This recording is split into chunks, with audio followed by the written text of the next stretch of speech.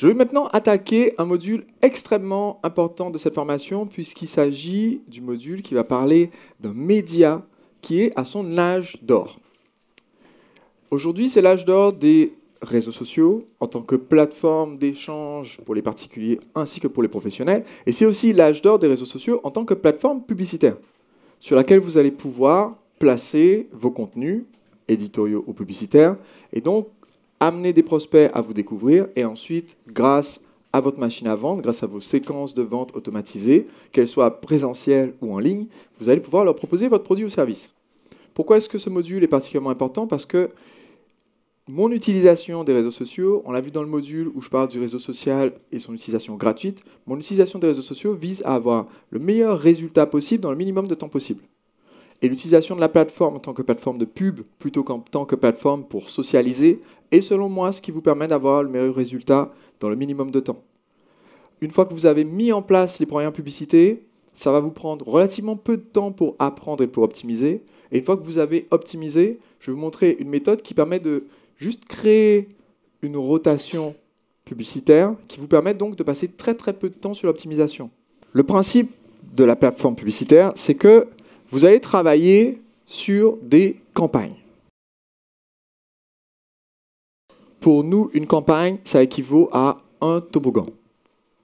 Ça équivaut donc à une séquence de vente que nous avons pour vendre un produit ou service déterminé, résoudre un problème particulier de notre prospect. Donc, une campagne va avoir, on va dire, un objectif global. Et évidemment, il y a plusieurs façons de s'organiser, d'accord? La façon que je vous enseigne ici, c'est la façon qui vous permet de rapidement vous retrouver facilement dans votre interface, de l'organiser d'une façon qui, pour vous, est la meilleure logique possible. Donc, le but de ma campagne ici, c'est par exemple de proposer ma formation, la machine à vendre. Si j'ai un autre lancement pour une autre formation, comme lancement orchestré, je vais créer une autre campagne. Tout ce qui concerne la machine à vendre, je vais le mettre là-dedans. Dans cette campagne vont se trouver plusieurs groupes d'annonces. Un groupe d'annonces a un objectif spécifique, un appel à l'action spécifique. Donc, une campagne, de la façon dont nous allons l'utiliser, va correspondre à un produit ou à un toboggan. D'accord ? Donc, c'est un seul produit ici.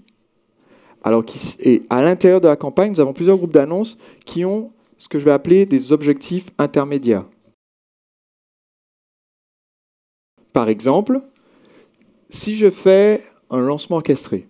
Un lancement orchestré, c'est une séquence de vente avec 3 vidéos de contenu gratuit pour lesquelles il faut s'inscrire pour voir les vidéos, puis la période d'ouverture d'une offre spéciale avec éventuellement des webconférences pendant cette période d'ouverture pour avoir mes prospects en direct et pouvoir répondre à leurs questions. Quels pourraient être mes objectifs intermédiaires si ma campagne a pour but de faire un lancement orchestré pour un produit, qu'il s'agisse de club de golf, de cours de chant ou de mon abonnement pour du vin? Si ma campagne a l'objectif de faire le lancement orchestré de mon nouveau programme d'abonnement pour du vin, et que je fonctionne avec 3 vidéos gratuites, puis une ouverture des ventes avec des webconférences, quels peuvent être mes objectifs intermédiaires? Que quelqu'un s'inscrive pour recevoir les vidéos de lancement, ça pourrait être mon premier objectif. Que quelqu'un qui est inscrit voit la page de vente, ça peut être un autre objectif intermédiaire. Que quelqu'un qui est inscrit s'inscrive au webinaire. Ou alors qu'un prospect froid ou sosie s'inscrive au webinaire, parce que je peux vouloir quand même faire de la publicité pour un public extérieur pour qu'il s'inscrive à ma conférence. Que quelqu'un qui a vu une page précise, qu'on l'emmène à voir une autre page. Je donne un exemple. Si j'ai comme objectif intermédiaire, numéro 1, que les gens viennent s'inscrire pour voir la vidéo numéro 1, eh bien, tout le monde n'ira pas nécessairement voir la vidéo numéro 2. Ce n'est pas parce que je leur envoie des emails que les gens vont les lire et cliquer sur le lien. Donc je peux avoir un autre objectif intermédiaire qui est d'afficher la vidéo numéro 2 à tous les gens qui sont inscrits sur ma liste pour mon lancement. Donc, je vais en fait réfléchir d'abord en termes de campagne. Pour vous donner une priorité de travail, réfléchissez à quel est le premier toboggan que je vais mettre en place et que je vais tester? Donc là, je choisis quel est le produit et quelle est la campagne de vente pour ce produit que je vais mettre en avant. Et ensuite, je vais me demander quelles sont les étapes qui amènent quelqu'un de froid à passer commande de ce produit dans les conditions que je souhaite. Et je vais donc avoir un groupe d'annonces pour chaque étape. Donc, je vais avoir un groupe d'annonces pour qu'on s'inscrive à la newsletter. Je vais avoir un groupe d'annonces pour qu'on voit la deuxième et la troisième vidéo, par exemple. Je vais avoir un groupe d'annonces qui invite les gens à être en ligne sur le webinaire. Je vais avoir un groupe d'annonces pour les gens qui ont fait un abandon de panier, c'est-à-dire qui ont commencé l'achat mais qui n'ont pas payé, pour leur dire bah, finissez de payer. On va leur dire poliment, mais c'est ça l'objectif. Et je peux éventuellement avoir un groupe d'annonces pour tous ceux qui ont acheté, pour les inciter à acheter une vente additionnelle, un autre produit. Dans un groupe d'annonces vont se trouver des publicités. Quel est le minimum, à chaque fois que je mets en ligne une pub, quel est le minimum de versions ou de variantes de cette pub que je dois toujours mettre en place? Combien? 3. Donc, c'est pour ça que ici j'en ai dessiné 3. C'est le minimum. Ça, ce principe vaut à travers quasiment l'ensemble des plateformes publicitaires, une fois qu'elles sont suffisamment matures. Au début, on vous fait mettre juste des pubs un peu au hasard et dire pour chaque pub qui vous voulez cibler, etc. Et ensuite, ça s'organise un peu pour que les gros annonceurs puissent s'y retrouver. Vous allez vite devenir un gros annonceur, j'espère, avec mes conseils. Donc, je vous ai à vous organiser dès le début. Il faut savoir que dans Facebook, vous allez définir le public visé au niveau du groupe d'annonces. Donc, quand je vous dis qu'il y a un objectif intermédiaire qui est s'inscrire à la liste de lancement, par exemple, eh bien, si vous touchez plusieurs audiences différentes, avec le modèle concentrique que je vous expliquais dans le module sur les principes de la pub, si vous voulez inviter les gens de votre liste, inviter les fans de votre page et inviter les sosies de vos précédents acheteurs, ça fait 3 audiences différentes, ben vous allez avoir 3 groupes d'annonces qui vont se ressembler, mais qui touchent chacun une audience différente. Donc c'est une particularité de Facebook ici, c'est que même s'ils ont un objectif commun, ici, vous allez aussi spécifier quelle est l'audience visée. Alors comment est-ce que nous travaillons pour nous simplifier un peu la tâche et comprendre comment on va fonctionner là-dessus? C'est que si on a beaucoup d'audience, on va un petit peu tricher par rapport à ce que je viens d'expliquer. Et donc, je vais vous montrer en image ce que ça donne. Donc, je vous ai expliqué le principe de base. Si on vise un seul public, j'ai une campagne avec un objectif global qui est mon produit et un groupe d'annonces différents. Maintenant, ce que je vais faire ici, c'est que je vais en fait avoir une campagne pour récupérer les mails, une campagne pour que les gens regardent le pré-lancement, une campagne pour parler de la vente. Et dans la campagne, je vais avoir un ensemble de publicités, c'est l'équivalent d'un groupe d'annonces, d'accord? J'utiliserai les deux termes de façon alternative puisque ça dépend des plateformes et de la langue en plus que vous mettez sur votre plateforme. Un ensemble de pubs pour chaque public que j'ai visé. Donc, je reprends. J'ai ici un objectif qui est récupérer des prospects pour mon lancement.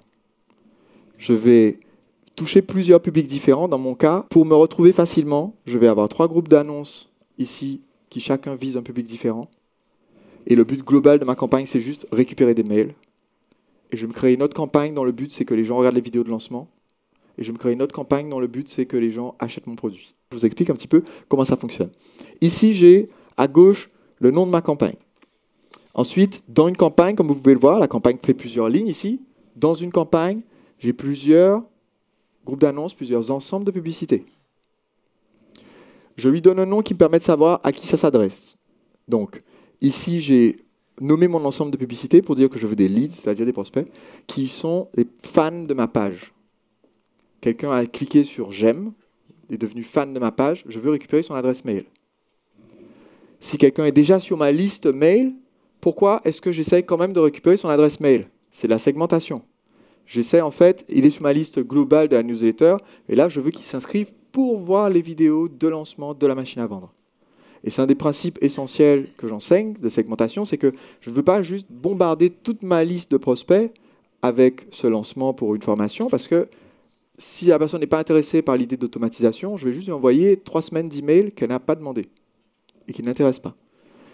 Mon troisième groupe ici, alors j'ai laissé le titre tel qu'on l'a réellement utilisé, mais ce que ça veut dire c'est MAV, machine à vendre, prospect venant de trafic froid. Trafic froid, c'est-à-dire des gens qui ne me connaissent pas.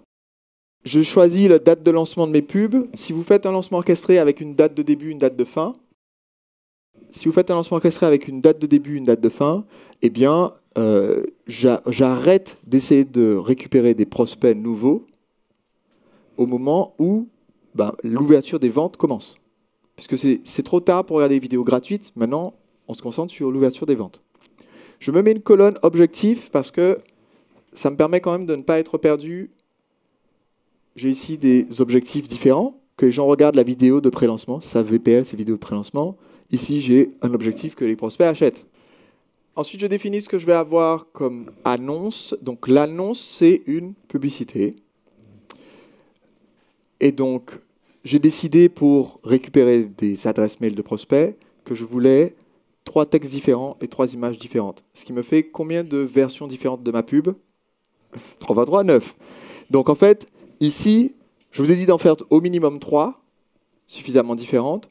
Nous, on a juste croisé, ça ne prend pas beaucoup plus de temps, parce que si vous faites 3 pubs complètement différentes, texte et image, en fait, ce que vous pouvez faire, c'est que vous dites à Facebook, voici mon texte, vous lui chargez 3 images, il va vous faire 3 versions de la pub.